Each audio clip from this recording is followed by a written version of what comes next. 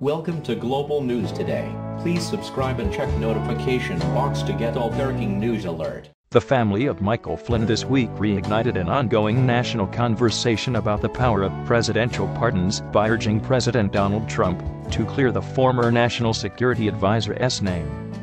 About time you pardon General Flynn, who has taken the biggest fall given the illegitimacy of his confessed crime in the wake of all this corruption, the retired Lieutenant General's brother, Joseph, said on Twitter. The White House offered no official response to the social media exhortation, but Trump has confidently asserted his authority in this arena, tweeting in July that all agree the U.S. president has the complete power to pardon.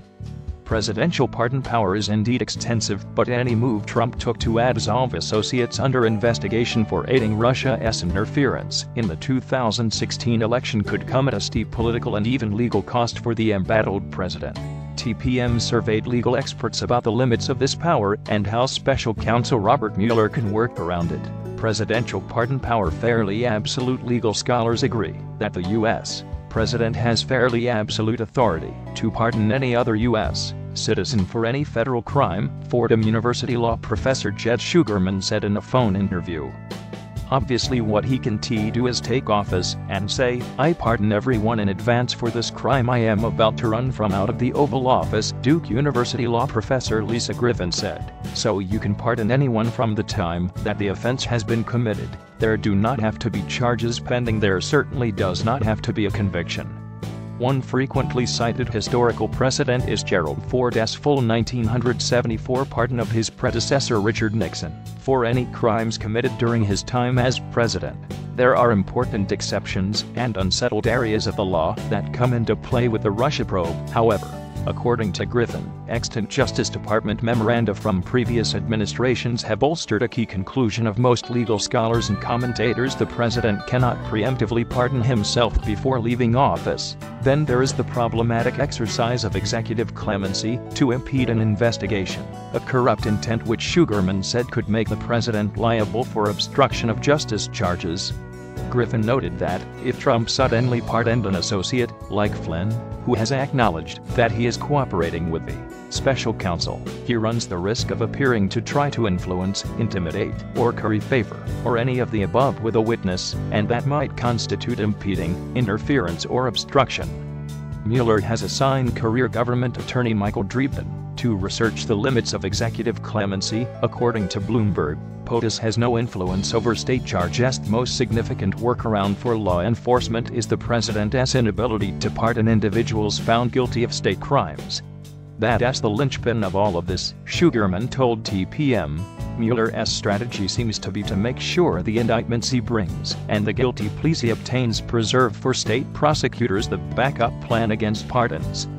Information gleaned from proffer agreements or possible grand jury testimonies provided by cooperating witnesses, like Flynn, or former campaign aide George Papadopoulos, won't be affected by executive pardons, noted Mark Osler, a former federal prosecutor, who now serves as a clemency expert at the University of St. Thomas Law School. Parallel local probes are already underway in New York, where Attorney General Eric Schneiderman and Manhattan District Attorney Cy Vance are investigating indicted former Trump campaign chairman Paul Manafort's financial and real estate dealings. Analog charges for federal crimes such as money laundering exist on the local level in every jurisdiction. Griffin noted, New York would be the likeliest legal battleground if Trump preemptively pardoned individuals like his son-in-law Jared Kushner or son Donald Trump Jr., since his campaign was run out of the Trump Organization's Manhattan offices. White House insists it's not focused on pardons. According to Trump administration officials, pardons are the last thing on their mind, after Trump in mid-December offered a vague let-us-see to reporters asking if he planned to pardon Flynn. White House Special Counsel Ty Cobb played clean-up, saying there is no consideration being given to that matter. "I think before we start discussing pardons for individuals we should see what happens in specific cases, too," White House Press Secretary Sarah Huckabee Sanders said at a recent press briefing. This delay is strategic, Griffin argued, adding that she believes the president will eventually make very aggressive use of his pardon power. "I think it's likely to come in the later stages of the Mueller investigation, so as to preserve as many options as possible along the way," she said. Trump has already circumvented regular Dodge process as there is plenty of precedent for President Trump acting unilaterally in a way that leaves his Justice Department scrambling. Previous administrations have carefully conferred with the Department of Justice as pardon attorney, but in this, as in so much else, Trump prefers to act alone and let the rest of the government mop up later. Consider Trump's harsh criticism of his own Attorney General Jeff Sessions a few months into his presidency, or the way he handled the pardon of Arizona Sheriff Joe Arpaio, whose flagrant misconduct was the butt of dark jokes for years before his conviction. At first, Trump reportedly asked Sessions to abandon the case against Arpaio, which Sessions declined to do. The president then declared that Arpaio's conviction for disregarding a court order to stop patrols he'd ordered to track down undocumented immigrants must be completely erased, even though Arpaio had bragged about disregarding the order. A legal wrangle has ensued.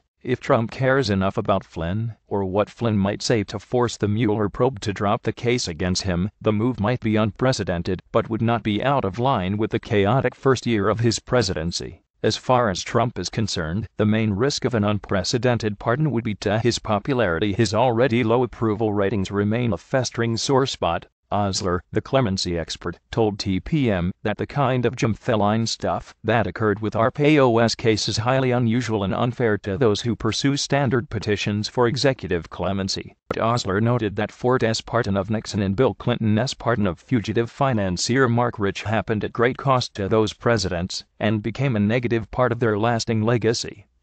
Smears of Dodge and FBI help clear path for future pardons. Meanwhile, the administration and its GOP allies continue to seek weak spots in the Dodge investigation itself, sometimes with help from allies within the Justice Department, where Deputy FBI Director Andrew McCabe is said to be planning on an abrupt retirement as soon as he qualifies. Consider the Republican emphasis on the role of Peter Strzok, who was removed from the investigation for using his company phone to send uncensored text messages discussing his distaste for then-candidate Trump. Months after his removal, news of the texts broke through a private Dodge briefing to reporters, which the department said was not authorized by its press office. Trump taunted McCabe on Twitter with hints of a firing before he qualifies for his full pension. Deputy Director Andrew McCabe is racing the clock to retire with full benefits. 90 days to go. Donald J. Trump at REALDONALDTRUMP December 23, 2017 THEN. There is the emphasis from Team Trump on the Steele dossier, the Dodgy dossier, as Carter Page and others insist on calling it, a raw intelligence report that is unlikely to prove more than incidental to any serious legal proceedings against the president or his allies. The dossier contains lots of quid but no quo. It was also initially commissioned by the Clinton campaign, a fact which remained a secret until late this year. As always, Trump and his allies, both in office and in the conservative media world, leapt at the opportunity to criticize Trump as one-time electoral opponent. If the Trump camp can discredit the probe, the president could make the act of firing people who could potentially prosecute him seem